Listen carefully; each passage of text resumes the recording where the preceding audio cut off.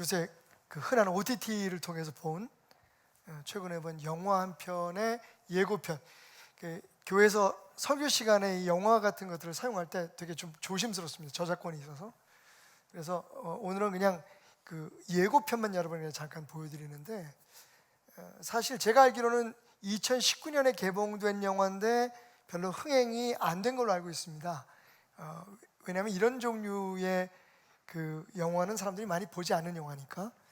네, 저는 적어도 한 중고등학생 이상의 자녀들이 있으신 분들은 함께 좀 보는 것도 좋지 않을까 하고, 아이들이 요즘 그런 영화 잘 안 보니까 같이 앉아서 뭐 맛있는 것 좀 사주면서 이렇게 같이 좀 보면 우리나라의 역사나 또 애국심에 대해서 요즘 많이 별로 신경 안 쓰는 그 애국심이라는 세 글자에 대해서 다시 한번 생각해 볼 수 있는 좋은 그런 영화가 아닌가 생각을 해봅니다. 잠깐 영화 보고 그리고 이야기를 시작하십시다. 일본군 아새끼들은 어림잡아 500 정도 되는데 대가리 수가 계속 늘고 있어. 전투가 얼마 남지 않았다는 소리 같아. 나머지는 고지로 이동하고 저격전은 후한산으로 간다.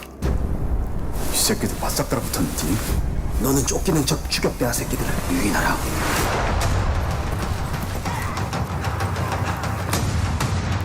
됐어, 놈들이 봤어. 같이 가자. 총알도 나랑 맞으면 살 수도 있어.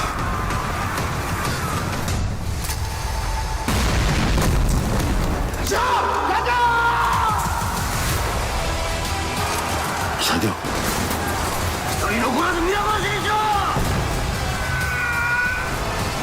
어제 농사 짓던 인물이 오늘은 독립군이 될 수 있다. 이 말이야. 여기 마지막 조정이야. 뺏기면 전부 끝이야.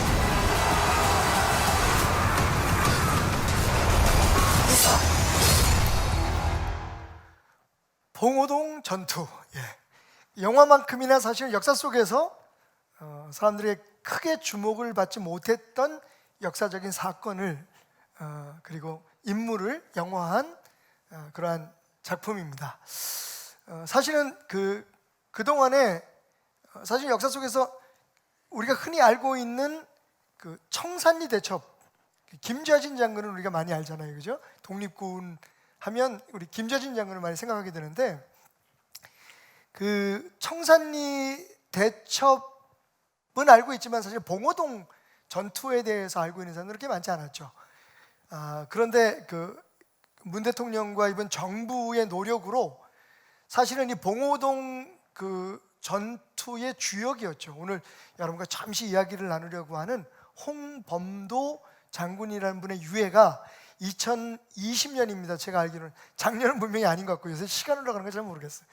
2020년 8월 15일에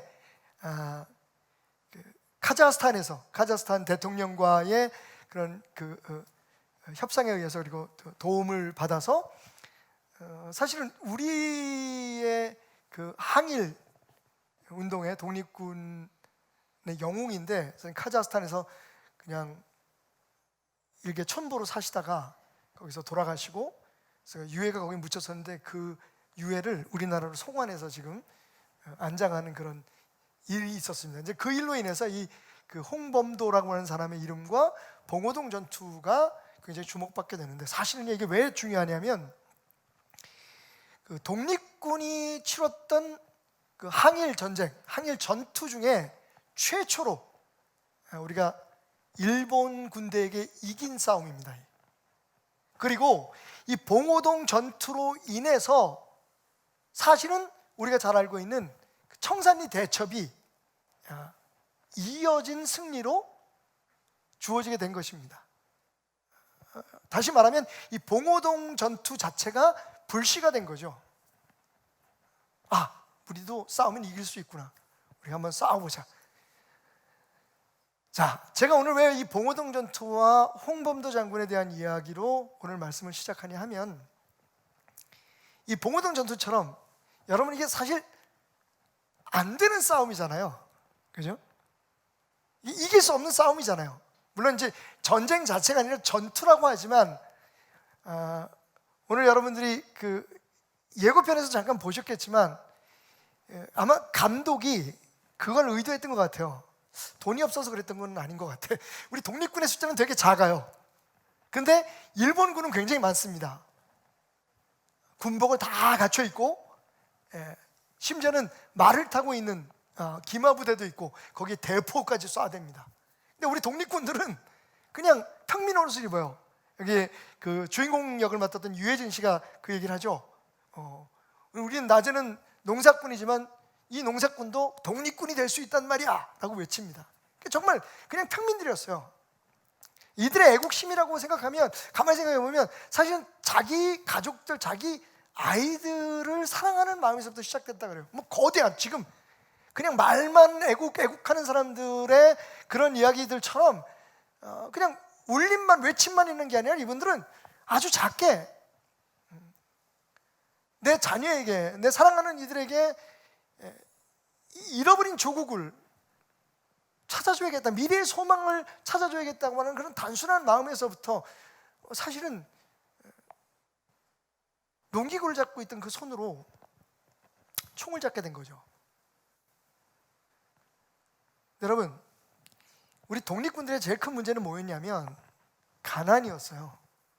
전쟁을 하려면, 특히 일본 군대와 같이, 당시에는 뭐 거의 이 아시아권의 맹주였잖아요, 일본이. 나라는 뭐 그렇게 크지 않았지만 굉장히 강한 힘으로 러시아와 중국까지도 위협하는 그런 존재였었잖아요. 얼마나 막강한 군대를 가지고 있었겠어요. 보급품이요, 점령한 국가나 지역에서 얼마든지 충족할 수 있었죠. 무기를 보십시오. 일본에서 무기를 직접, 서양 무기를 만들어서 자기네들에게 맞게 사용했을 뿐만 아니라 하여튼 모든 면에 있어서 다 갖춰진 군대였습니다. 숫자, 병력 말할 것도 없죠. 그러면 이제 상대적으로 우리 독립군들은 어땠느냐? 여기저기서 흩어져 있었지만 작은 무리로 지금 항일 운동을 한 거죠. 근데 가난이 문제였습니다. 총 한 자를 살 돈이 없는 거죠. 생각해 보십시오. 누가 지원을 해줍니까? 그러니까 농사를 져서, 그것도 우리 이 좁은 땅에서 사는 게 너무 힘들어서 사실은 그 당시에 북간도, 만주 쪽으로 이주했던 사람들 중심으로 이 독립군들이 형성이 됐는데, 처음에 감자 심고 옥수수 키워서 먹고 살았잖아요. 거기에서 돈을 조금씩 아껴서, 먹는 것들을 아껴서 총을 사고 총알을 산 겁니다.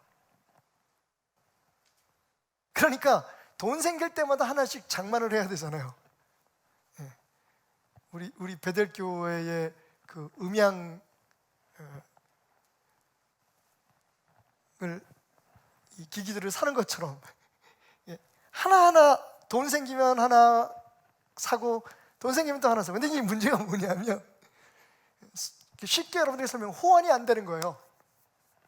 그러니까 총은 그 소련총인데, 소련제인데, 혹은 독일, 그 당시에는 뭐 독일제인데, 총알은 일본제인 거예요. 약간 차이가 있으니까 사실은 그 총에다가 이 총알을 집어넣고 격발을 하게 되면 10번 쏘면 한 4번, 5번은 불발인 거예요. 근데 여러분, 전투에서 그게 얼마나 위험한 건지 아시죠?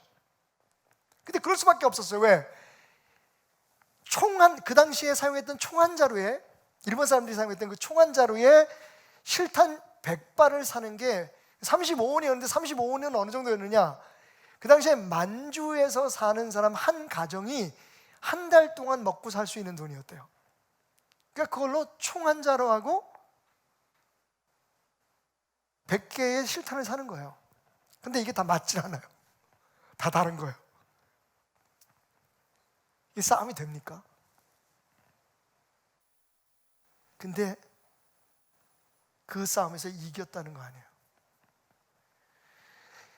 우리 독립군은 그 안타깝게 4분이 돌아가셨습니다. 그 치열한 전쟁 속에서 4명이 돌아가시고 2분이 중상을 입습니다. 그러니까 사상자가 6명이었던 거죠. 반면 일본 군대는요 152 7명이 죽습니다. 그 전쟁에서. 말도 안 되는 얘기예요.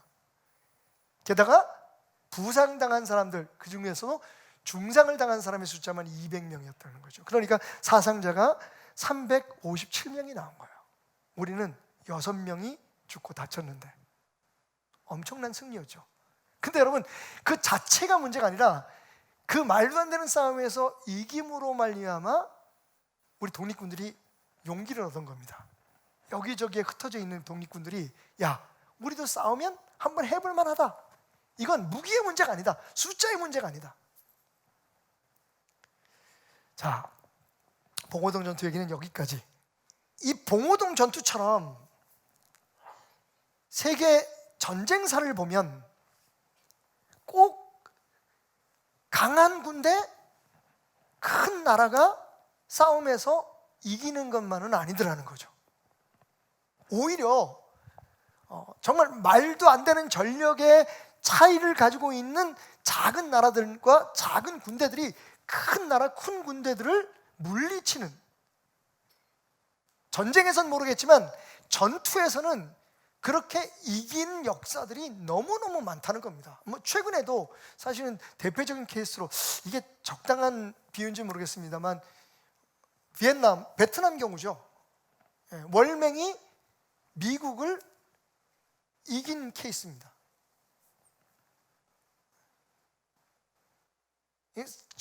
미국 역사 속에 아주 치욕적인 일이었죠. 그것 때문에 대통령이 그만둘 뻔할 정도로.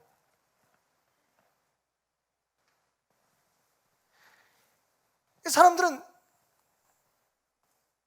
그게 이상한 거예요. 도대체 무슨 힘이 이 작고 연약한 군대, 그런 국가들로 크고, 정말 우리 봉오동 전투의 독립군처럼 상대도 안 되는 그 일본 군대 같은 군대들을 이겨내는 그런 힘을 발휘하게 되는가? 그리고 나아가서 이 봉오동 전투가 하나의 그 불씨가 되었던 것처럼 이어지는 다른 전쟁 전투들, 그리고 거기에 임하는 다른 사람들에게 동기를 부여하고 힘을 줄 수 있는 원인이 도대체 무엇이었을까? 거기에 대해서 이 손자병법을 쓴 손무, 손자는 병세라고 하는 5번째 편에서, 손자병법의 5편인 병세라고 하는 편에서 다음과 같이 이야기를 합니다. 전쟁은요, 무엇으로 이기는가?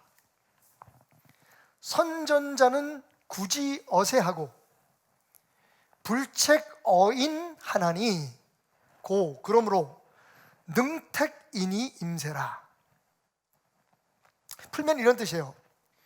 전쟁에 능한 사람, 선전자는 굳이 어세하고 승리를, 전쟁의 승리를 기세에서 구한다는 겁니다. 그리고 불책어인, 사람에게 책임을 묻지 않는다는 겁니다. 전쟁을 이기고 진 것이 어떤 사람의 능력에 있는 것이 아니라는 뜻입니다. 그래서 진짜 전쟁을 잘하는 사람, 전쟁을 이기는 사람은 항상 그 어떤 사람이 아니라 그 사람들 안에 있는 기세. 기세하면 우리가 생각나는 사자성어 있죠. 기세 등등. 싸울 기세로 덤비네. 기세, 그 기세입니다. 그 보이지 않는 힘이죠. 제가 이걸 어떻게 설명하면 성도들이 가장 쉽게 이해할 수 있을까 생각하다가 딱 생각해낸 한 글자 한번 따라해 봅시다. 화이팅! 화이팅!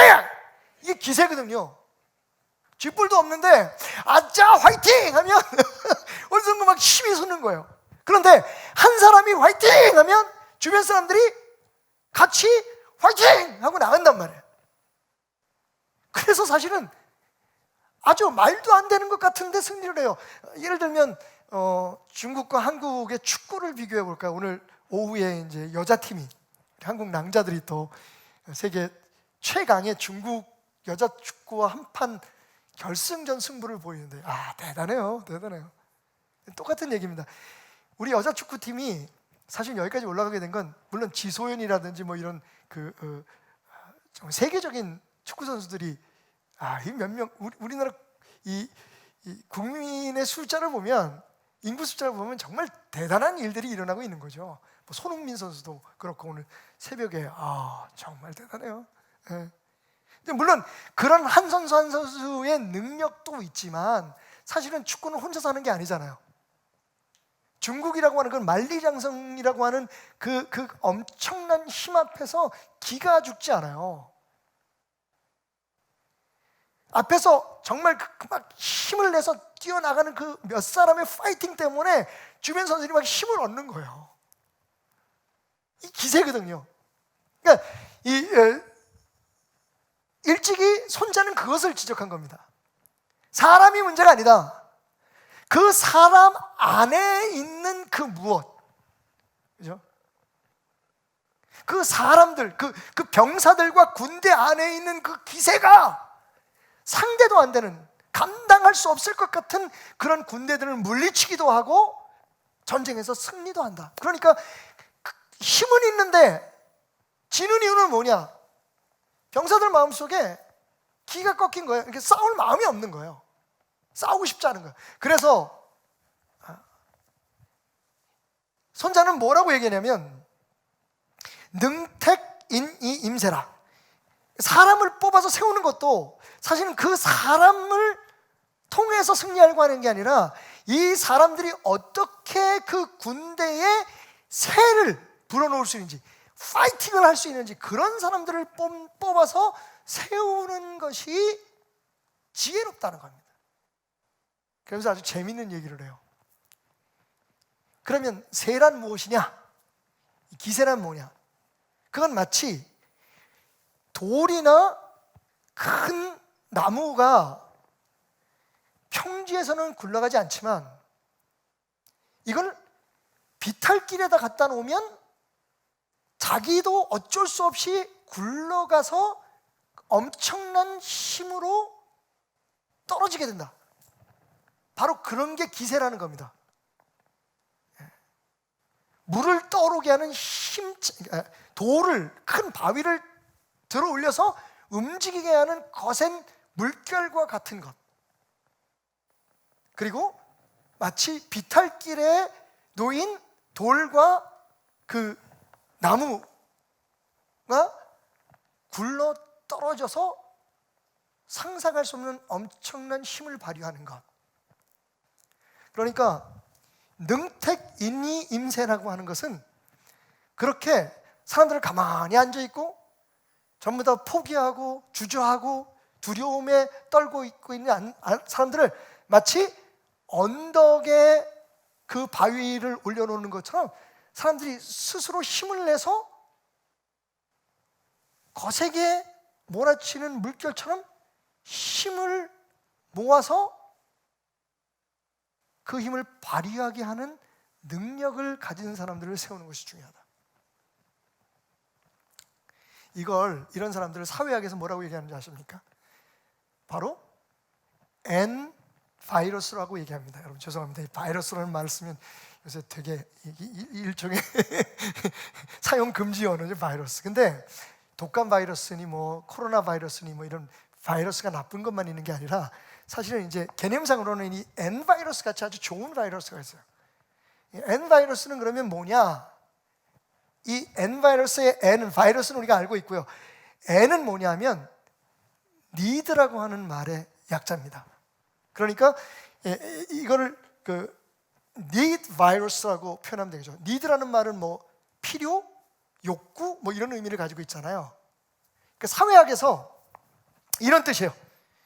저는 이제 이걸 어떻게 번역했냐면 필요한 전염력이다. 꼭 있어야 될 전염력, 효율적인 영향력 뭐 이런 의미로 저는 이해했는데요. 이런 얘기입니다. 어떤 단체나 사람들이 절망적인 상황에 빠져 있을 때, 국가라든지 사회나 지금 우리 같은 형편이죠. 이랬을 때 그 가운데 희망을 불러, 소위 말하면 파이팅을 외치면서 그 모든 사람들의 기세를 올려줄 수 있는, 그런 영향력, 그런 전염력을 가진 그런 힘, 그리고 그것을 가지고 있는 사람, 이런 사람들을 사회학에서는 N바이러스라고 얘기합니다. 그러니까 국가라든지 아니면 사회 같은데 이런 어려움이 있을 때 그것을 극복하고 돌파하는 데 보면 이런 사람들이 있다는 거죠. 그러니까 자기 스스로만 파이팅하는 게 아니라 그 스스로 파이팅하는 그 기세를 다른 사람들에게 전염을 시키는 거죠. N바이러스. 여러분 알고 계십니까? 그게 우리여야 되는 거예요. 그게 바로 당신입니다. 아마 좀 황당하실 수 있을 거예요. 아니 왜? 나는 원래 성격이 그런 사람이 아니야. 내가 뭘 왜? 다른 사람들은 좀 아니는데 내가 무슨 뭐 앞에 나서길 좋아해. 뭐 내가 무슨 뭐 리더. 나는 리더가 아니고 팔로워야. 그냥 나는 그냥 모든 게 평안하게 잘 가는 게 좋아. 뭐 사람마다 다 다른 생각이 있는데 딱 싸잡아서 박태남 목사가 말하기를 우리 모두는 여기서 우리는 그리스도인입니다. 예수의 사람으로 하나님의 백성이 된 우리 모두는 다 N바이러스를 이미 가지고 있다는 거예요. 묻습니다, 여러분. 여러분 예수님을 믿으십니까? 예수님의 사람입니까? 여러분 그러면 하나님의 말씀대로 예수 그리스도가 여러분 안에 계심을 믿습니까? 예수는 누구십니까? 아니 무엇입니까? 소망이잖아요. 예수 이 땅의 소망, 이건 크리스마스 때만 외치는 슬로건이 아니에요. 예수가 소망입니다. 예수 그리스도가 답입니다. 그러면 그 예수 그리스도를 믿는다. 그 예수 그리스도가 내 안에 있다. 나는 그 예수 그리스도를 따라가는 사람이라고 하면 여러분 자신이 이미 여러분 안에 이 N바이러스, 지금 힘들고 지치고 어렵고 불안해하고 두려워하고 포기하고 좌절하고 아무것도 하지 않고 누군가 무언가를 해주기를 원해서 자꾸만 원망하고 불평하는데 익숙해져가는 이 시대에 바로 여러분들이 그 기세를 세울 수 있는, 동기부여를 할 수 있는 소망을 외치는 그런 사람이 되어야 된다는 거예요. 그런 교회가 되어야 될 줄 믿습니다. 이건 운명이에요. 자, 말씀드렸듯이 그리스도인은 이 세상에 태어나는 순간부터 영적 전쟁에 던져진다. 이건 내가 영적 전쟁을 싸울 것이냐 안 싸울 것이냐, 이건 우리의 선택이 아니라고 말씀드렸죠. 그리스도인이 되는 순간 우리는요 끊임없는 작고 큰 영적 전투를 치러야 됩니다. 내 마음과의 싸움, 이 사회와의 싸움, 문제 앞에서 믿음으로 살 것인가 그렇게 안 할 것인가의 싸움, 수없이 많은 영적 전쟁을 싸우는 것은 우리의 선택이 아니에요. 피할 수 없습니다. 그러면 우리가 선택할 수 있는 건 뭘까요? 그냥 가만히 있어서 죽든지 지든지. 그래서 분명히 그리스도인이라고 하는 승리자의 이름을 가지고 있는데 그 승리자로서의 삶을 누리지 못하고 살아가든지, 아니면 싸워서 이기는 그 법을 터득하고 승리하는 팀에 들어가서 승리의 삶을 영위하든지.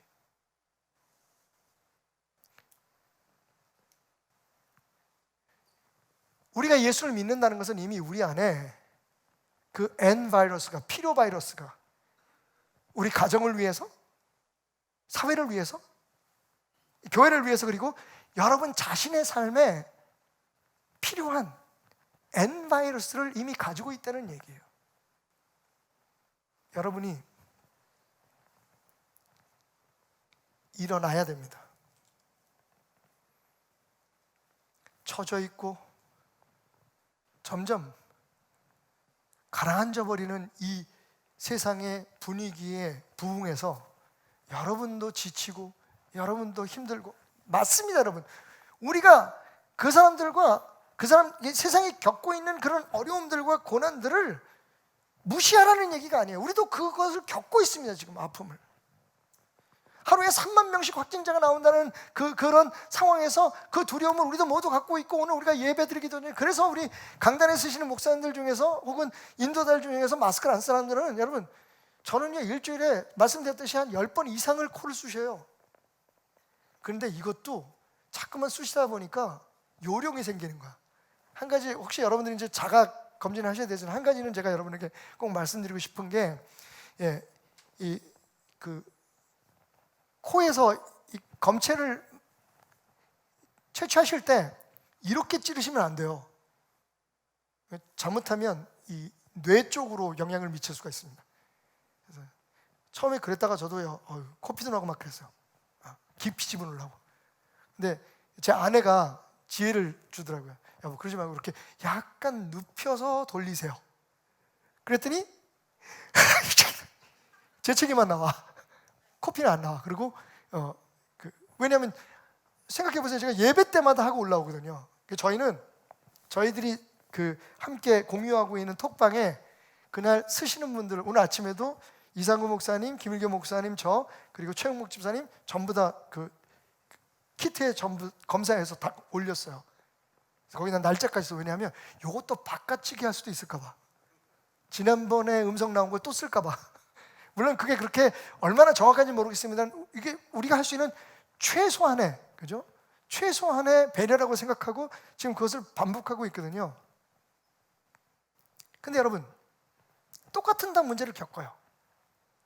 그런데 중요한 건 뭐냐면 그 문제에 깔려서, 그 문제에 눌려서, 그 두려움 때문에 불평하고 원망하고 주저앉아 있는 사람은 되지 말아야 된다는 거예요. 오늘 우리는 이 N 바이러스에 감염됐다고 표현하는 게 맞을까요? 바이러스도 기분 나쁜데 감염이라는 말은 더 기분 나쁘네. 바이러스를 가진 사람, 그 바이러스에 의해서 실제적으로 그 파이팅의 힘, 다른 사람들을 격려하고 역사를 이루어갈 수 있도록 소망이 돼준 사람의 이야기를 오늘 성경에서 읽었습니다. 그 사람의 이름은 갈렙이에요.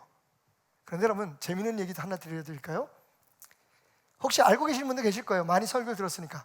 갈렙의 이름의 뜻이 뭔지 아세요? 한번 따라해 봅시다. 개. 맞아요. 여러분 생각하는 그 개예요. dog. 그래서 케일렙, 우리가 보통 갈렙이라고 하잖아요. 클렙이라고 하는 그 이름이 도대체 이게 무슨 뜻일까 많은 분들이 고민을 했어요. 근데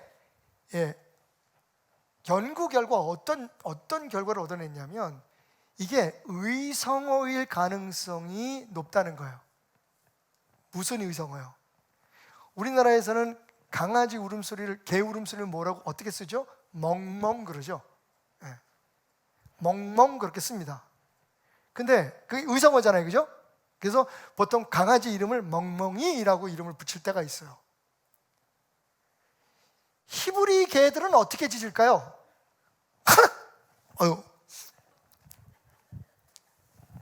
오늘 아침에 검사를 했더니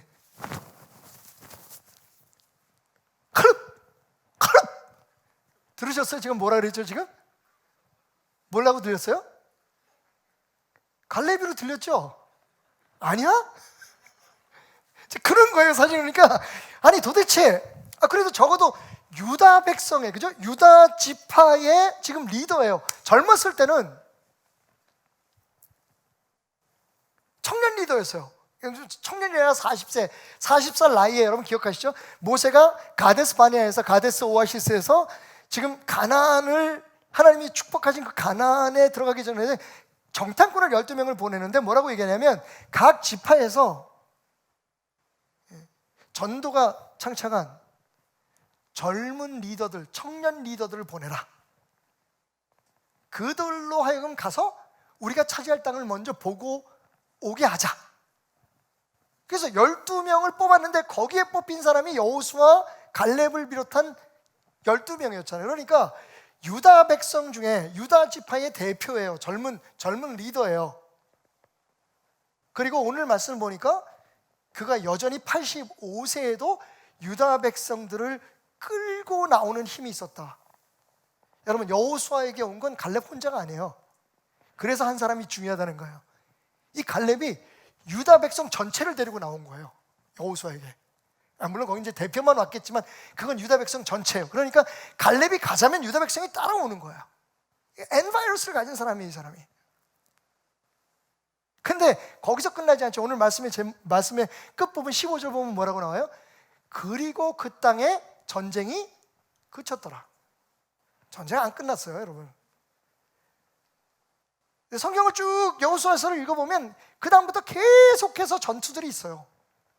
12지파가 제비를 뽑아서 하나님께서 허락하신 땅들을 다 차지하게 되죠. 근데 그거는 쉽게 말하면 문서상의 개념상의 경계선이었어요. 그 땅을 차지했다. 오늘 14절에 보면 14절 앞부분에 보면 12지파들이 땅을 차지했는데, 근데 여러분 그 자기에게 주어진 땅을 그냥 분배받은 것뿐이지 아직 그 땅을 차지하기 위한 싸움을 다들 꺼리고 있었던 거예요. 그러니까 밥상을 차려놨는데 숟갈을 먼저 드는 사람이 없었던 거야. 근데 오늘 성경을 보면 이 헤브론을 점령한 갈렙과 유다 백성들의 선빵이죠. 쉽게 말하면 이 싸움으로 인하여 어떻게 됐다고요? 사실상의 전쟁은 끝난 거다.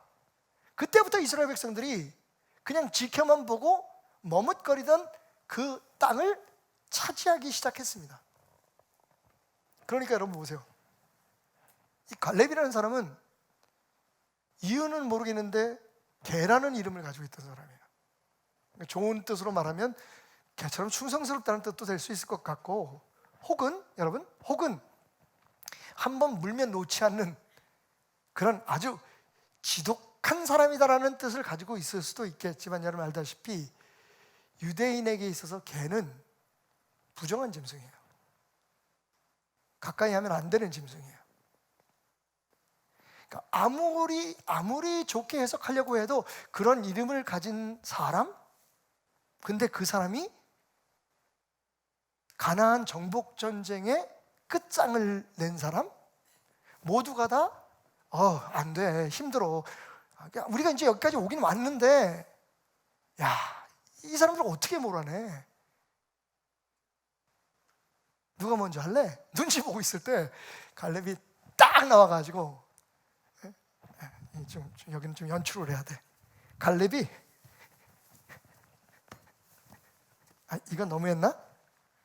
근데 너무한 거 아니에요. 왜? 갈렙의 나이가 몇 살이었다고요? 85세잖아요. 근데 여러분 시편 90편에 모세의 시에 보면 이런 말이 있죠. 우리의 연수가 70이요 강건하면 몇이요? 80이에요. 그러니까 모세는 120살을 사신 분이에요. 이건 정말 하나님의 특별한 섭리가 있었어요. 살아있는 동안에 해야 될 일이 있었던 거죠. 살아있어서 일을 한 걸까요? 아니면 하나님이 일을 하라고 살려놓으신 걸까요? 그 답은 잠시 후로 미루겠습니다. 중요한 건 모세가 120까지 살았으니까 다 그렇게 산 게 아니에요. 그러니까 모세의 기도문에 보면 그 당시에 평균 나이가 70 정도 됐다는 거죠. 잘 살면. 그런데 거기에서 좀 건강하고 오래 살았다는 사람이 몇 년까지 살았냐면 80살까지 살았어요. 근데 지금 이 갈렙은요 좀 특별해요. 갈렙 또래의 모든 사람들은 다 죽었어요. 그죠? 누구 하나만 빼놓고, 여호수아만 빼놓고. 말씀드렸듯이 여호수아와 갈렙이 거의 동년배인데 이분들이 애굽을 떠날 때 나이가 한 40살쯤 됐어요. 그죠? 그리고 40년 동안 광야를 방황하고, 그리고 이제 가나안 땅에 들어와서 이제 막 정착을 시작한 지가 한 5년쯤 돼요. 그래서 지금 갈렙이 뭐라고 얘기하냐면, 가데스 바네아에 때 우리 40대의 나이에 하나님께서 우리에게 주신 그 땅을 지금 나는 달라고 요구한다. 내 나이가 지금 85세다. 그러니까 사실 제가 이게 지금 오버한 게 아니에요. 사실은 그때 평균 나이나 수명을 보면 갈렙은요 이제 가셔야 될 나이에, 그것도 잘 산 분의 나이에 5살을 더 사신 분이에요. 노인이에요, 말 그대로. 근데 이분이 도대체 뭐로? 힘이요? 아닙니다. 뭐로요? 기세인 거죠. 이제 내가 일어날 때다. 내가 여기에 희망을 줘야 된다. 내가 먼저 나가서 본을 보여야겠다. 내 사랑하는 지파들, 내 친족들을 위해서뿐만 아니라 이스라엘 전체를 위해서 하나님께서 나에게 맡기신 일이 그거다. 벌떡 일어나서 45년 동안 입 딱 다물고 조용히 사시던 분이 여호수아에게 딱 나갑니다. 그리고 말하죠. 근거를 딱 대는 겁니다. 기억하십니까? 당신과 나였습니다. 10명의 사람들은 다, 우리하고 함께 갔다 온 10명의 사람들은 다 안 된다고, 돌아가자고. 오히려 우리가 애굽 사람들에서 무릎 꿇고 빌고 다시 우리 자손들, 그 자손들의 자손들이 노예가 돼서 살아도 한 번만 용서해달라고 그냥 돌아가자. 그때 우리는 어떻겠습니까?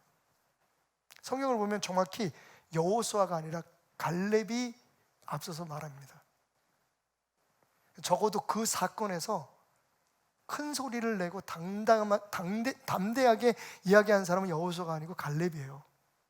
그래서 여러분, 모세가 축복하면, 그들의 그런 믿음에 대해서 축복하면서 내가 밟는 땅을 다 너에게 줄 것이다 라고 모세가 축복한 사람은 여호수아가 아니고 갈렙입니다.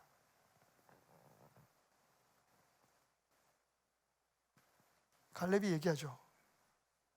아직도 기억하고 계시죠? 이제 내가 그 땅을 차지하기 위해서 왔습니다. 다들 머뭇거리고 다들 두려워하고 아무도 움직이지 않고 눈치만 보고 있는 이때에 제가 앞장을 서겠습니다. 이거죠, 이거. 이게 하나님의 사람의 모습인 거죠. 자, 근데 중요한 게 있죠. 오늘 말씀의 핵심입니다. 자, 근데 그런 말은 누구나 할 수 있잖아요. 그죠? 뭐 허풍으로도 얘기할 수 있고 뭐, 그죠? 우리가 흔히 말하는 객기죠. 그런 말 하는 사람들은 많아요, 주변에. 내가 할게, 걱정하지 마. 그거 내가 할 수 있어. 근데 많은 사람들이 그런 사람을 보고 움직이지 않습니다. 그건 N바이러스가 아니죠. 저 사람 또 설친다. 권위가 있어야 되는 거잖아요. 실제적으로 그런 능력을, 그렇게 사람들의 마음을 움직일 만한 힘이 도대체 어디서 왔을까? 우리가 그런 사람이 되어야 되는 거죠. 선동자가 아니라 N바이러스를 가진 사람이 되어야 되는 거예요. 그래서 사람들이 우리의 어떤 그 모습을 보고, 우리 안에 용수숨 치는 그 소망의 힘을 보고, 그 파이팅을 보고, 야, 우리도 저 사람하고 같이 나가자. 저 사람이 가면 갈 수 있어.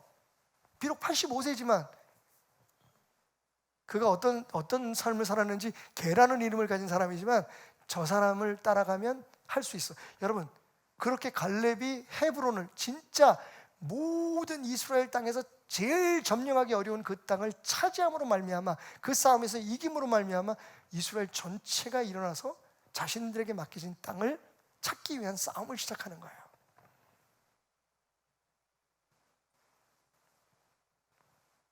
여러분, 갈렙에서 우리가 배울 게 뭔가요? 자, 따라합시다. 영적인 N바이러스는 그냥 세상의 희망이 아니에요. 흔히 우리가 말하는 세상에 할 수 있어, 하면 된다, 이게 아니라 제가 말씀드린 영적인, 그죠?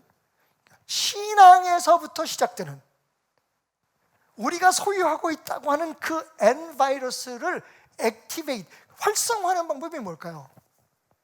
그건요, 따라합시다. 믿음으로 장애를 극복하는 것. 놀라운 건, 말씀드렸듯이 우리 모두가 다 소망 바이러스를 가지고 있어요. 우리 모두가 다 cheer up, 사람들을 격려하고 독려하고 앞장서서 나갈 수 있는 그 바이러스가 우리 안에 있어요. 예수가 있기 때문에 그래요. 예수님이 소망이기 때문에 그래요. 자, 근데 문제는 뭐냐? 그 소망, 그 예수의 능력이 우리 안에, 우리가 품고 살아가고 있는 이 상상도 할 수 없는 그 놀라운, 우리 앞에 어떤 적도, 어떤 문제도 극복하고 이겨낼 수 있는 그 능력이, 그 힘이 발휘가 되지 못하고 있어요. 그 힘이 발휘되는 방법이 뭐냐? 성경은 우리에게 그것을 뭐라고 가르쳐주고 있느냐? 그것은 너희 앞에 있는 고난과 역경을 이겨내는 것이다. 그래서 여러분 기억하세요? 야고보 선생님이 이렇게 얘기하잖아요. 여러분, 형제 여러분, 여러 가지 종류의 고난을 만나거든, 여러분 앞에 여러 가지 장애물이 있거든, 기뻐하십시오. 그게 당신 안에 있는 인내를 깨워냅니다. 그것이 당신 안에 있는 믿음을 깨워냅니다. 그것이 당신 안에 있는 예수로 말미암아 주어진 그 모든 은사와 권능들을 깨어나게 합니다.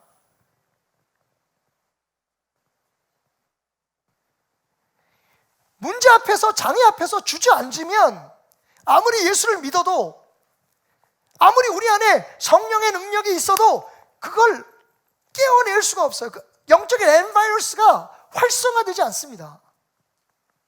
여러분 가만히 생각해 보세요. 우리의 믿음은 어떻게 자라왔습니까? 우리는 어떻게 오늘 이 시간도 견뎌내고 이겨내고 있는 겁니까? 예수 믿고 난 다음에 많은 어떤 사람들이 얘기하는 것처럼 우리의 삶이 정말 형통했습니까? 우리의 삶에 아무런 문제도 없었습니까? 세상 사람들이 코로나 바이러스 때문에 고통받을 때 우리는 아무도 아프지 않았습니까? 지금 이 세상이 겪고 있는 경제적인 어려움이라든지 사회적인 문제들 우리하고는 무관합니까? 아니잖아요. 그걸 무시하고 사는 것이, 그것이 신앙입니까? 아니잖아요. 똑같은 문제가 있는데 무엇이 다르냐? 그 문제들 앞에 우리가 당당히 믿음으로 도전함으로 인해서 우리 안에 숨겨져 있던 소망, 나만을 위한 게 아니라 내 사랑하는 사람들과 내 주변에 있는 사람들을 깨우고 우리처럼 소망으로 일어날 수 있는 그런 모티베이션의 중심에 서게 되는 존재가 되는 거예요. 그게 예수님께서 우리에게 맡기신 겁니다. 세상의 빛이 되라. 너는 세상의 소금이 되라. 세상의 희망이다 너희가. 왜? 너희가 잘나서가 아니라, 너희의 능력이 더해질 것이기 때문이 아니라 너희 안에 있는 나 때문이다. 예수는 어떻게 깨어납니까 여러분? 우리가 고난 앞에 당당히 설 때 그 고난에 대해서 기죽지 않고 우리의 삶의 문제들을 갈렙처럼 당당하게 받아들일 때 우리 안에 그 엔바이러스가, 소망이 자라나는 거예요. 이 부분에 있어서 많은 성도들이 실패합니다. 피하려고 해요. 도망가려고 합니다. 흔히 그것을 기도로 극복한다고 얘기하고 정말 하나님의 말씀에 근거하지 않고 그냥 무조건 이기게 해달라고, 어떻게 해야든지 하나님 나를 이 풍랑을 지나가게 해달라고 간구를 합니다. 그런데 성경은 분명히 우리에게 답을 주고 있어요. 예수님께서 베드로에게 얘기한 것처럼, 베드로야, 사탄이 널 자꾸만 흔들려고 해. 그래서 내가 그냥 그렇게 하도록 내버려뒀어. 왠 줄 아니? 그렇게 네가 흔들리고 난 후에 믿음으로 승리해서 굳게 서면 너는 내 주변의 다른 약한 형제들에게 그 에너지를, 그 능력을, 그 기세를 나눠줄 수 있기 때문이야. 네가 그 고난을 이기고 난 후에 형제들을 바로 세울 거다.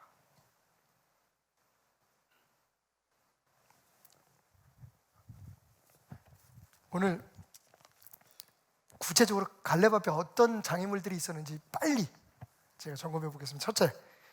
첫째 크게 큰 카테고리는 외적인 장애들이에요. 이게 우리가 겪고 있는 것과 얼마나 유사한지, 지금 얼마나 이게 우리들 얘기를 하고 있는 건지 한번 생각해 보세요. 첫 번째는 뭐냐면 12절 말씀에 다 들어 있습니다. 12절 말씀에 그날에 여호와께서 말씀하신 이 산지를 내게 주소서. 지금요, 갈렙이 자기가 차지하고 싶은 그 땅에 대해서, 하나님이 내게 주셨다고 하는 땅에 대해서 뭐라고 표현하고 있죠? 이 산지를, 우리가 노래매를 부르잖아요. 이 산지를. 산지가 뭐예요? 올라가서 차지해야 되는 곳이에요. 전략적으로 굉장히 우리가 약세에 있는 상황을 지금 표현하고 있는 거예요. 거칠어요. 여러분, 평지에서 싸워도 이길 수 없는 싸움인데 산지에 있는 성벽들을 향해서 전진해야 돼요.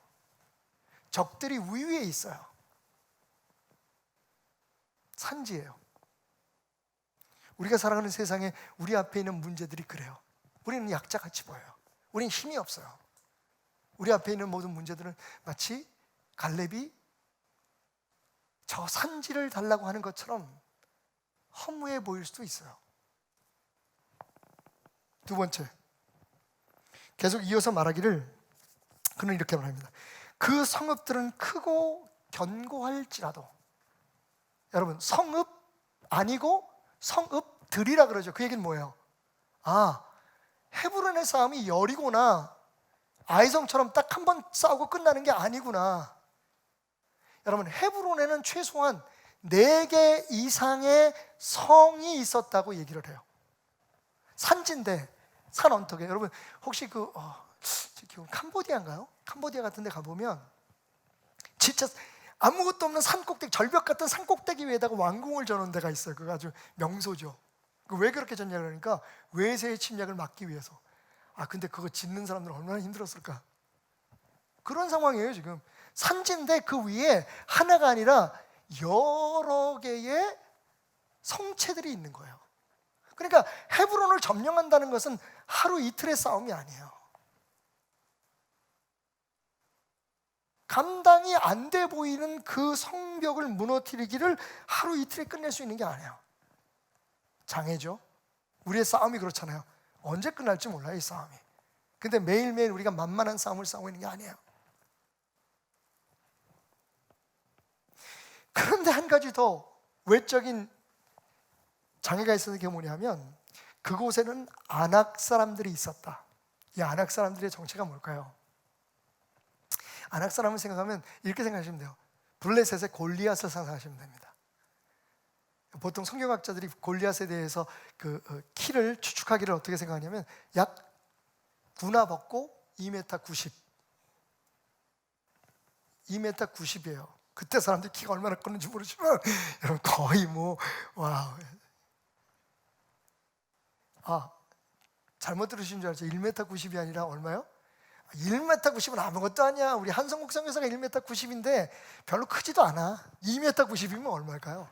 여러분, 이 아낙 자손들이라는 특별한 존재들이 있었는데 창세기 6장에 기록되어 있어요. 네피림이라는 아주 특별한 거인족이 있었는데 그들의 자손들이 아낙 자손이에요. 아낙이에요. 근데 이 아낙이라는 사람들이 다 어디에 있느냐? 이 헤브론을 중심으로 모여 있었어요. 자, 여러분 오늘 그 성경을 쭉 읽다 보면 그 헤브론의 이름이 원래 뭐였다고요? 기랏 아르바였다라고 얘기하잖아요. 15절에. 근데 기랏 아르바였다. 기랏이라는 말은 만나다라는 뜻이에요. 아르바는 여기 설명했듯이 아낙 사람 가운데 가장 큰 사람이었다. 그러니까 용사 중에 용사, 싸움 제일 잘하는 짱이 살던 곳이 어디냐면 헤브론이에요. 그러니까 이런 거예요. 우리가 여러분 충무라는 도시 아시죠? 충무공의 호를 따서 충무시.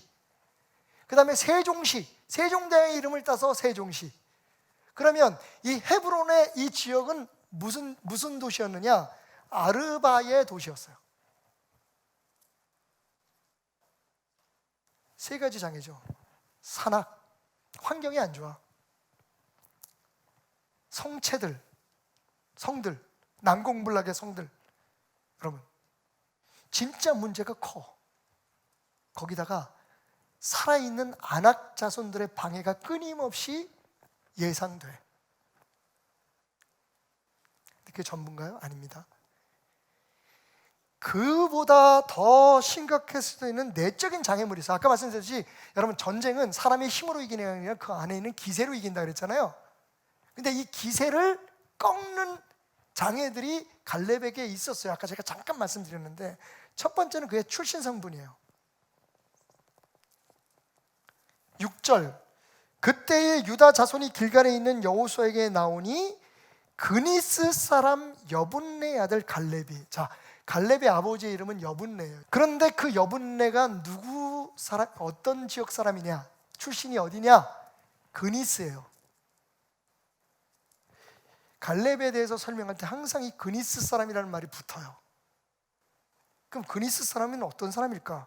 창세기 15장을 보면 18절에서 그날에 여호와께서 아브라함과 더불어 언약을 세워 이르시되 내가 이 땅을 애굽 땅 강에서부터 그 큰 강 유브라데까지 내 자손에게 주리니, 예전에 첫 설교를 할 때 제가 그 그림을 그려서 설명해 드렸죠. 팔레스타인 전체를 주시겠다고 말씀하시면서 이미 그 땅에 살고 있는 사람들에 대해서 쭉 명단을 말씀하시면 리스팅 하시는데 이렇게 하십니다. 곧 겐 족속과, 그러니까 가나안의 족속들의 이름이요, 겐 족속과, 두 번째 그니스 족속과 간몬 족속과. 이게 갈렙이라는 사람의 이름이 어쩌면 게라고 불려진 이유가 거기서, 여러분 이게 이스라엘 유다라고 하는 나라는 아시다시피 굉장히 차별이 심한 곳이에요. 지도자는 더 그러겠죠. 갈렙이라는 사람은 가나안 사람이었던 거예요. 원래 그 혈통이, 물론 갈렙은 여러분 알다시피 유대인으로 편입이 된 후에 가나안 사람의 일부가, 그니스 족속의 일부가 유다 족속에 들어와서 살다가 편입된 후에, 그러니까 사실은 대단한 사람인 거죠. 이거는 뭐 흙수저가 아니라 개밥 그릇에서 영웅이 나온 거죠. 이게 자기의 한계예요. 그걸 극복해낸 거예요. 너는 안 돼, 너는 할 수 없어, 이걸 이겨낸 거예요. 두 번째 문제는 그의 나이였죠. 역시 아까 말씀드린 85세요. 노인 내가 뭘, 실제적으로. 근데 여러분 여기서 우리가 주목해야 될 중요한 사실이 하나 있습니다. 이렇게 얘기해요. 이제 보소서 여호와께서 이 말씀을 모세에게 이르시때부터 이스라엘이 광야에서 방황한 이 45년 동안을 여호와께서 말씀하신 대로 나를 생존하게 하셨습니다. 그래서 내가 오늘 85세가 되었습니다.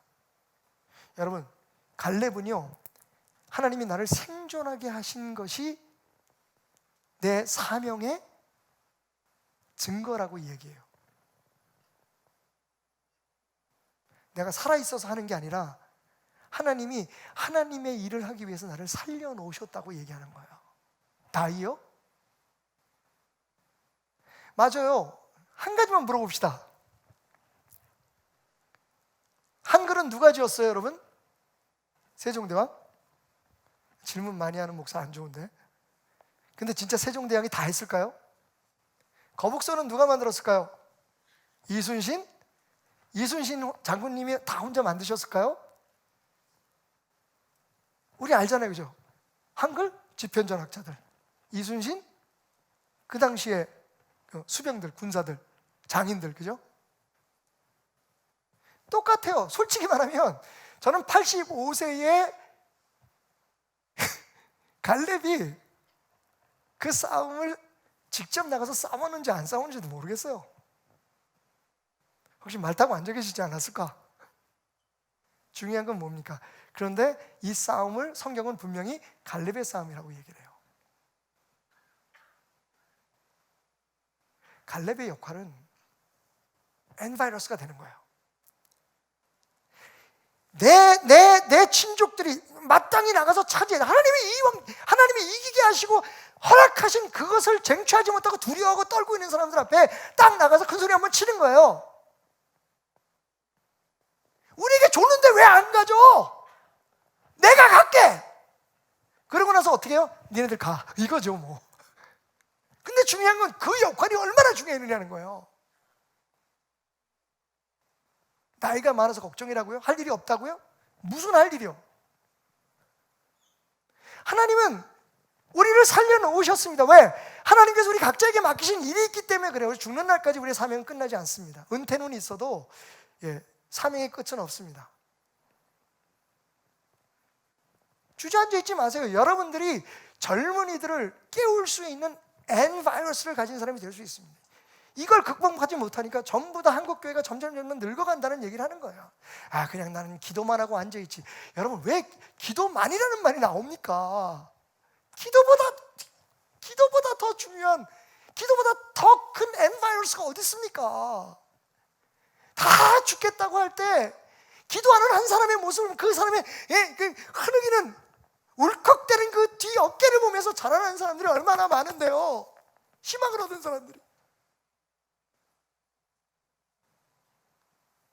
가만히 하나 깔고서 몇 명 안 되는 교인들이 벼룩에 찢겨가면서 교회랍시고 매일 깨지고 터지고 스님들 올라와서 목탁 두들기고 동네 사람들 와서 밖에서 두들기면서 거기서 그걸 이겨내면서 기도하고 울부짖는 사람들의 등을 보면서 자라나고 희망을 얻은 사람들이 얼마나 많은데요. 지금 우리가 그런 어려움들을 극복한 당신이 필요한 겁니다.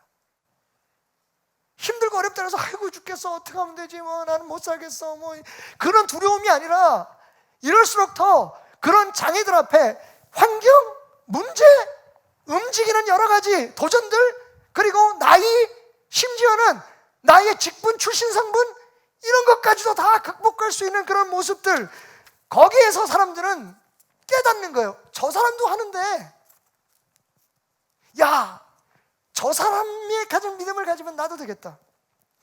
세 번째 문제가, 이게 사실은 좀 깊이 얘기해야 될 건데 나중에 기회 있을 때 더 얘기합시다. 그러나 던지긴 할게요. 그게 뭐냐면 이인자 컴플렉스입니다. 일종의 열등감이죠. 비교의식이죠. 이것 때문에 교회나 이런 이게 아름다운 그 커뮤니티 안에서도, 가정에서도 그렇고 되게 문제가, 쉽게 말하면 헤게모니 싸움이죠. 내가 남보다 더 잘하려고 하는, 내가 남한테 뒤처지지 않으려고 하는. 근데 여러분, 야, 난 이분이 진짜 대단하다고 생각해요. 45년을 나대고 입을 딱 다물고 이 날을 기다렸어.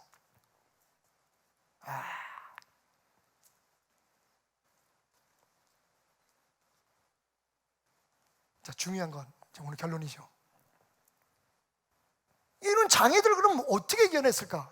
우리가 갈렙에게서 진짜 오늘 건져야 될 게, 배워야 될 게 뭐냐? 우리도 원래 그런 사람이었는데 그러지 못했는데, 혹은 그렇게 되고자 싶어서 노력하려고 하려고 그랬다가 했는데 그래도 못하고 그러고 있는 것이 아닌가 생각할 수 있다고 생각하고 있는 지금 우리가 어떻게 갈렙처럼 진짜 우리 안에 있는 그 소망 엔바이러스를 깨워낼 수 있느냐?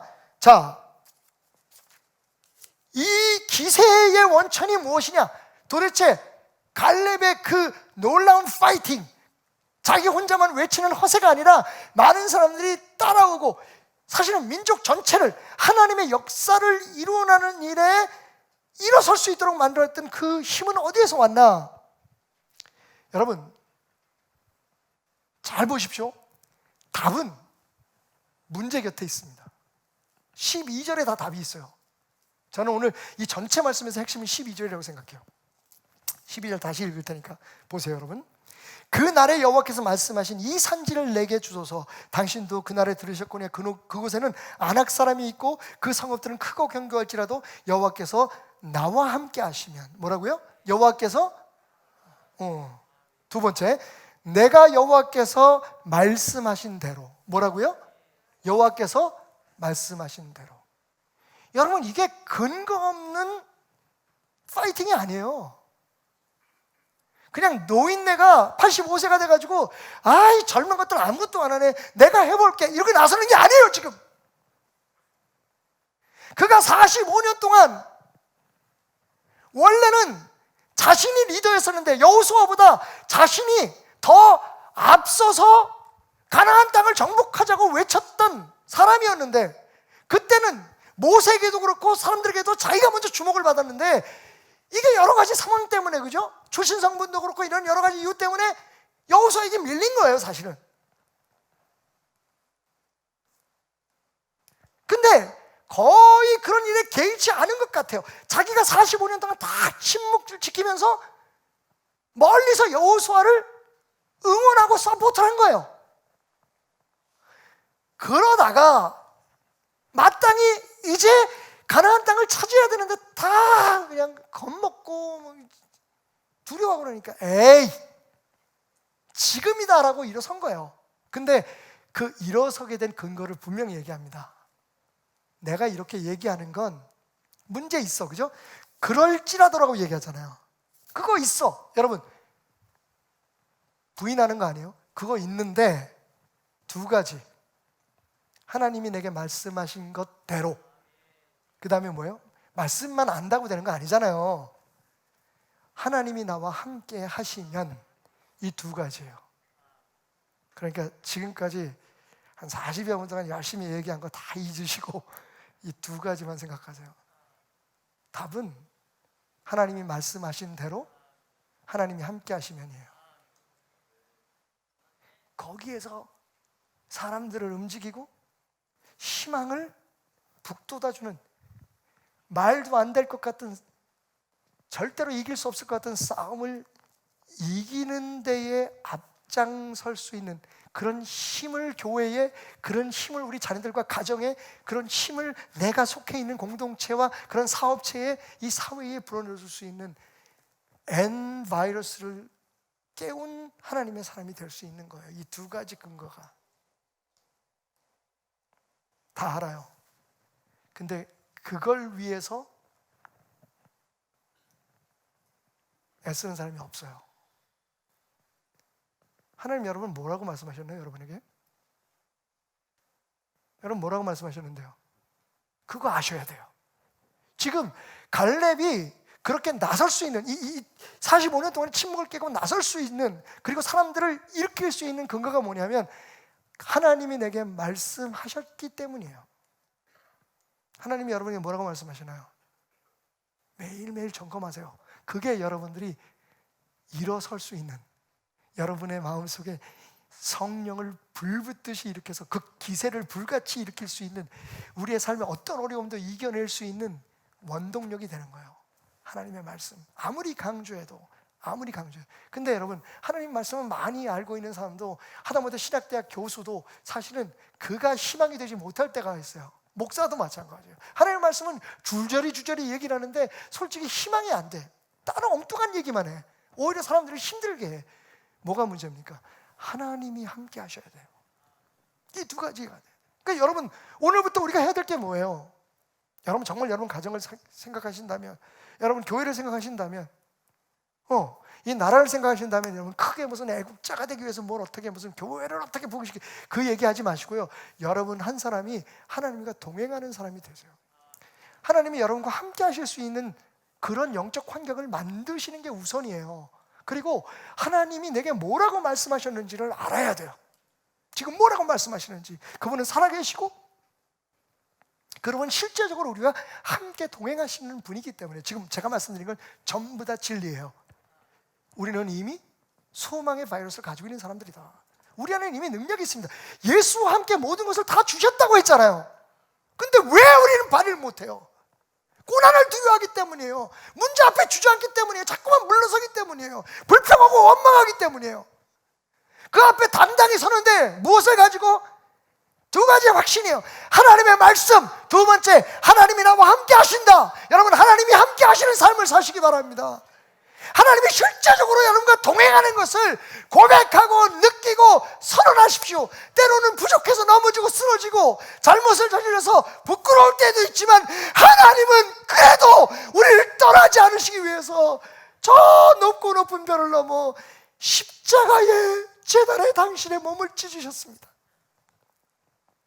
하나님은 가까이 하려고 하는데 우리는 자꾸만 멀어집니다. 아니 거기 계셔서 내 기도만 들어달라고 합니다. 하나님은 말씀하십니다. 아니 네 기도 다 들었고 너 기도하기 전에 다 알고 있고 내가 원하는 건 너가 나와 함께 하는 거야. 저 산지, 여러분 갈렙이 뭐래? 산지, 성읍들, 안악자손 그럴지라도 나는 걱정하지 않아. 나 개, 나 출신 성분 흙수저, 흙수저도 아니고 똥수저. 나이 85세, 항상 2인자, 그럴지라도 내게 주신 하나님의 말씀이 있고 하나님이 지금 나와 함께 하시니 그 헤브론은 나의 것입니다. 자, 오늘 이야기에 정말 중요한 카운트펀치 하나. 여러분, 이 헤브론 전쟁이에요 지금. 근데 전쟁에 대한 이야기는 한마디도 있다 없다? 이상하지 않아요? 전쟁 얘기인데 그 다음에 항상 성경은 좀 그렇게 아쉬워.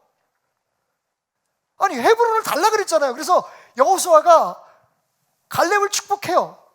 헤브론을 점령하십시오. 그래서 갈렙이 앞장서서 유다 백성들을 데리고 헤브론을 점령합니다. 그리고 전쟁이 끝나요. 근데 앞에 얘기는 되게 긴 것 같은데, 앞에 설교는 되게 긴 것 같은데, 여러분 결론이 뭐예요? 근데 싸움한 거는 한 말도 안 해. 어떻게 싸우는지. 왜요? 이미 전쟁은 끝난 거예요. 오늘 말씀처럼 갈렙의 그 믿음 안에서 전쟁은 끝난 거예요. 우리가 지금 거기에서 지고 있기 때문에 희망이 못 되는 거예요. 하나님이 함께 하셔야 됩니다. 당신의 하나님이 다른 사람에게 배운 하나님이 아니라 습관적으로 알아왔던 하나님이 아니라 오늘 매일매일 나에게 말씀하시고 매일매일 나와 함께 동행하시는 그 하나님이 나와 함께 하셔야 됩니다. 그게 우리의 믿음의 최종 목표입니다. 무엇을 돌파하고 무엇을 해내는 게 아닙니다. 그건요 하나님에게 문제도 안 됩니다. 그렇게 하나님과 함께하는 사람에게, 하나님의 말씀을 확신하는 사람에게 그건 문제도 안 됩니다. 그러니까 헤브론 전쟁에 대한 이런 방구도 없어요. 몇 명이 나가서 싸우는지 어떻게 싸우는지 여러분 그거 필요 없어요. 하나님이 함께 하시면 그분 말씀대로 이길 것이다. 이깁니다. 그게 우리의 믿음이에요. 마지막으로 무디 성경학교의 교장님이신, 참고로 이 신자병법은 오늘로 일부를 마칠 겁니다. 그리고 다음 주부터는 하나님의 속마음을 알아가는 그런 시간들을 좀 갖고 다시 저 신자병법으로 돌아오려고 합니다. 계속 13편을 계속하면 여러분 지루할 것 같아서 제가 나름대로 좀 머리를 써왔는데 다음 주부터 시작되는 시리즈도 굉장히 재밌을 거예요. 근데 말씀을 이어가자면 조지 스위팅이라고 하시는 분이 계세요. 신학자신데 무디 성경학교의 교장도 하셨고요. 이분이 쓴 책을 읽다가 제가 딱 이 문구를 읽고 한참 멍하니 있었어요. 웃으면서 너무 재밌기도 하고 너무 은혜로워서. 그분이 이렇게 말씀하십니다. 따라합시다. 하나님께 자녀는 있어도 손주는 없다. 하나님 손주 없어요. 하나님에게는 자녀만 있을 뿐입니다. 하나님은 아들, 딸을 원하시지 그 귀여운 손자, 손녀 원치 않으세요. 다시 말하면 당신이 하나님의 아들이 되고 하나님의 딸이 되기를 원하시는 거예요. 누구의 자손이 되고, 저는 그게 참 싫어요. 여러분들을 믿음의 자리에 이끌어온 사람이 있어도 하나님과 당신의 사이에 당신은 하나님의 자녀입니다. 바로 이 두 가지, 하나님의 말씀대로 하나님이 나와 함께 하시면 이라고 하는 이 고백이 담겨있는 여호수아의 선언이 뭔지 아세요? 그때 나의 하나님이 나에게 말씀하신 것처럼. 여러분, 모세는 뭐라고 얘기하는 줄 알아요? 너에게 내 하나님이라고 해요. 그러니까 모세에게 있어서 하나님은 모세 하나님이었던 거예요. 근데 지금 이 갈렙은 뭐라고 얘기하냐면, 사실은 말씀을 읽어보면 정말 재밌어요. 그런 부분이. 갈렙은 그래요. 나의 하나님이 내게 말씀하셨다는 것처럼. 갈렙에게 하나님은 또 나의 하나님인 거예요. 그게 스위팅 박사의 말이에요. 하나님에게 자녀는 있어도 뭐는 없다? 여러분, 하나님의 손자가 되려고 하지 마십시오. 하나님의 이웃이 되려고 하지 마세요. 사준파들 되지 말라고 하시고 하나님의 자녀가 되십시오. 오늘 그 하나님이 아버지로 여러분과 함께 해야 능력 나타납니다. 그래야 이 산지를 우리가 차지할 수 있습니다. 여러분의 문제가 무엇인지 모르지만 저는 그 문제의 답을 알고 있습니다. 하나님의 말씀을 아십시오. 당신을 향한 하나님의 계획, 각자에게, 여호수아에게 주셨던 말씀이 다르고 갈렙에게 주셨던 말씀이 다르고 모세에게 주셨던 말씀이 다르고 다 다르듯이 당신에게 주시는 하나님의 말씀을 발견하십시오. 그 노력 없이는 하나님 믿는 것은 아무런 의미가 없습니다. 자꾸만 남의 얘기 듣고 남이 시키는 대로만 하는 그 믿음은 언제나 벗어날 수 있을까요? 그리고 오늘 이 상황에서 하나님이 당신과 함께 하시길 기도하십시오. 하나님에게는 아들, 딸은 있어도 손자, 손녀는 없습니다. 당신과 함께 하시며 저 산지의 모든 고난들을 이겨낼 뿐만 아니라 당신으로 인하여 주변 사람들에게 소망을 주고 다른 사람들을 일으키는 영적 엔바이러스의 소유자가 되게 하기를 원하시는 하나님 아버지의 아들입니다. 오늘 그 한 가지의 기도 제목만 주님 앞에 온전히 아뢰올 수 있다면 오늘 예배는 성공입니다. 나와 함께 해주시죠. 하나님, 내일 아침도 내일 저녁도 내가 주의 말씀에 귀를 기울이며 주와 함께 기도로 대화하며 주님과 함께 하기를 원합니다. 성령 하나님, 나와 함께 해주십시오. 이 산지를 내게 주소서. 그날에 주께서 말씀하신 이제 내가 아멘 주님의 이름으로 이 땅을 취하리니 이 산지를 내게 주소서. 그날에 주께서 말씀하신 이제 내가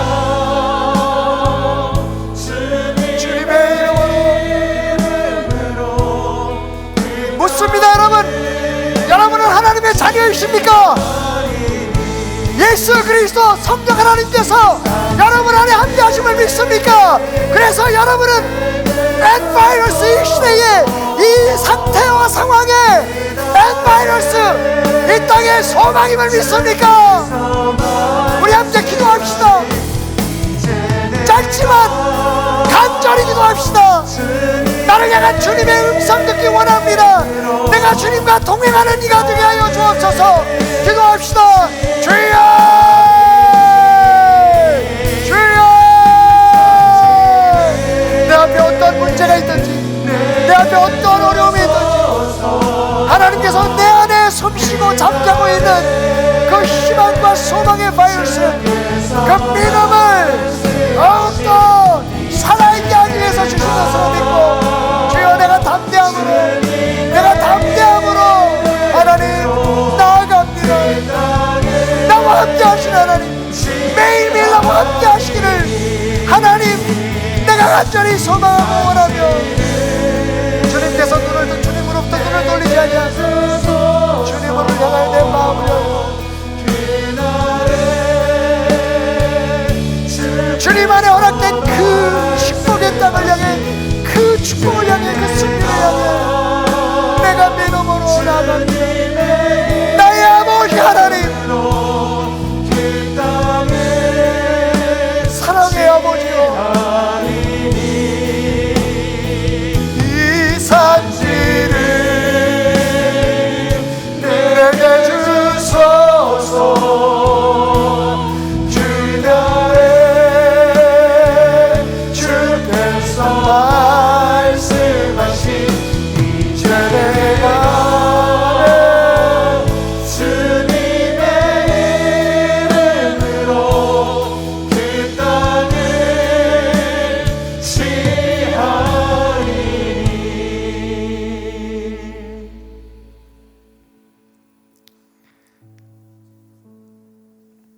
오늘도 우리를 희망이라 불러주신 감사합니다.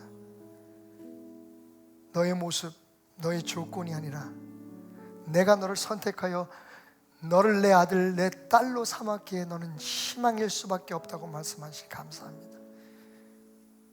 그 희망이 우리 안에서 용서 좀 칠 수 있도록 살아 움직여 온 세상에 흘러나가 가까이 내 사랑하는 사람들에게 그리고 내 이웃들에게 이 세상에 끝없는 소망으로 번져나갈 수 있도록 우리로 주님과 동행하는 데에 목숨을 걸고 무엇을 일을 하든 어느 곳에서든 주님과 함께 하기를 가장 우선적으로 먼저 기도하며 나아가는 사람들이 되게 하여 주옵소서. 그래서 오늘 예배가 참 좋았습니다.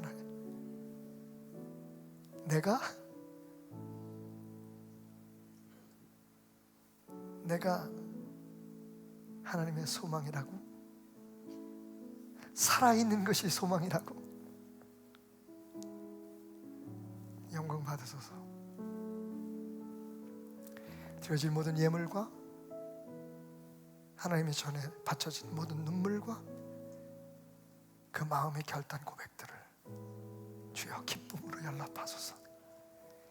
겸손히 주님 앞에 엎드려 하나님 되심을 다시 한번 선포할 때 예수 그리스도의 은혜와 하나님 아버지의 변치 않는 사랑과 성령님의 역사하심이 영원히 함께 하시기를 축원하옵나이다. 아멘.